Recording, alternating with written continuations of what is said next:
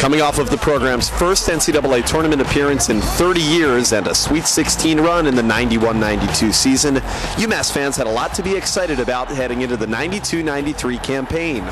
Returning senior leaders Tony Barbee and Harper Williams, sensational sophomore big man Lou Rowe, a top 20 national preseason ranking, and a brand new building awaiting the Minutemen in mid-season. UMass teams had called the Curry-Hicks Cage home since the winter of 1932. But despite several renovations, the Cage was no longer an adequate home for a nationally competitive Division I program. The demand was certainly there for a new building. Plans had been on the table for some sort of new building for decades, and nothing had really ever moved on it until the late 80s and early 90s. Coach Cal, we'd see the seats on the UMass basketball bench that would say property of UMass biology department. And it was just, this was completely unacceptable. In his office, there were rotary dial phones. You can't be a top 10 program in a high school gym. It wasn't going to happen. And the school here made a commitment. Again, it was the administration, it was the state that made a commitment that, we see that this program can be a national program. Calipari got the attention of the major leaders in Massachusetts, and that helped with the appropriations. The real reason we got the Mullen Center built was because of Calipari's records. I'll embrace the Mullen Center with my good right arm, but don't grieve if I leave that left arm around the way to the grand old lady Curry-Hicks Cage, because there have been just so many good memories. With construction on the Mullen Center scheduled to be completed in January, Coach Cal's Minutemen began the season with a solid 11-4 record and carried a 5-game winning streak into the final game at the Cage. January 31st, 1993, a nationally televised battle against Southwestern Louisiana, a team that had won an NCAA tournament game the previous season. Well, it was a made-for-TV event, first of all. The Rage in the Cage meets the Ragin' Cajuns. Talk about an unbelievable night. Obviously, we couldn't lose that game, leaving the Cage on the last night, and the place was a jam-packed house.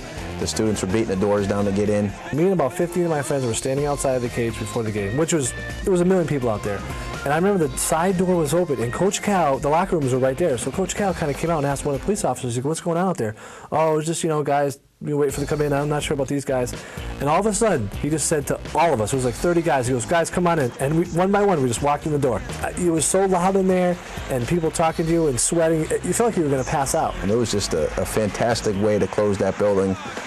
For us to come out with a W, the fanfare, the national television audience, that was the way the Cage should have been ended. It should have been stopped on that particular night against the Ragin' Cajuns. The Cage is going to be here another 60 years. Don't screw it up and mess up this floor, the backboard, the rims, or anything. UMass won the game by 10. 6 days later, ready or not, the program played its first game at the Mullen Center.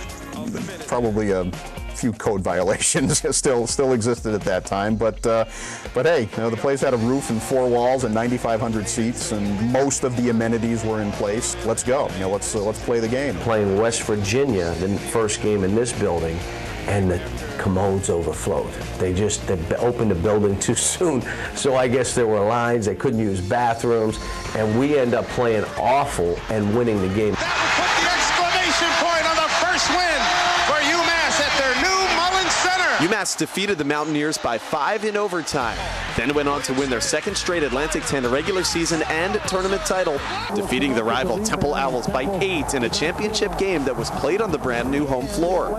For the second year in a row, the Minutemen received a number 3 seed in the NCAA East region and were sent to the Carrier Dome in Syracuse. UMass squeaked by Penn in the first round, defeating the Quakers 54-50. But 2 days later, Coach Cal's team was upset by 6th-seeded Virginia by 15 points. And the season ended with a record of 24-7.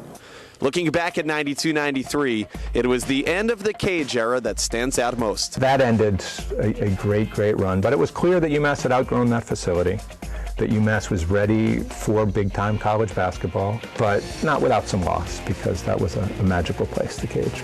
They could never have been what they became had they remained at Curry-Hicks. I think we all understand that. That doesn't mean I can't have a soft spot for Curry-Hicks Cage, because those of us from the 70s and anything before that, we have fond memories. But Mullen Center had to be built, and we're glad that it's there.